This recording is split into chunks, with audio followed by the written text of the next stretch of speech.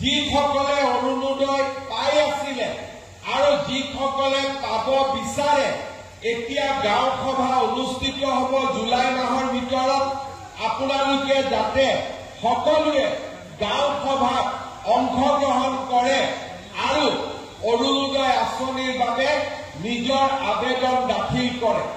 অহা 10 ছেপ্টেম্বৰ তাৰিখৰ পৰা আমি আমাৰ ৰাজ্যত 40 লাখ লোকক অৰুণোদয় আঁচনি দিয়াৰ কাম আৰম্ভ কৰিম।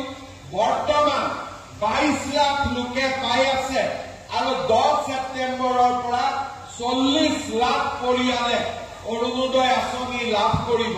সেইবাবে আমাৰ আই মাতৃসকলক মই অনুৰোধ কৰিম, পাই থকা সকলেও আৰু নোপোৱা সকলে দুইটাই যাতে এই অৰুণোদয় আঁচনিৰ বাবে গাঁও সভাত অংশগ্ৰহণ কৰে।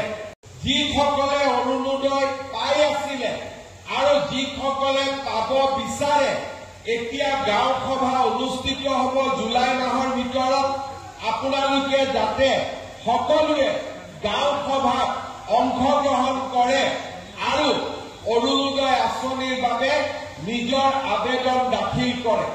অহা 10 ছেপ্টেম্বৰ তাৰিখৰ পৰা আমি আমাৰ ৰাজ্যত 40 লাখ লোকক অৰুণোদয় আঁচনি দিয়াৰ কাম আৰম্ভ কৰিম।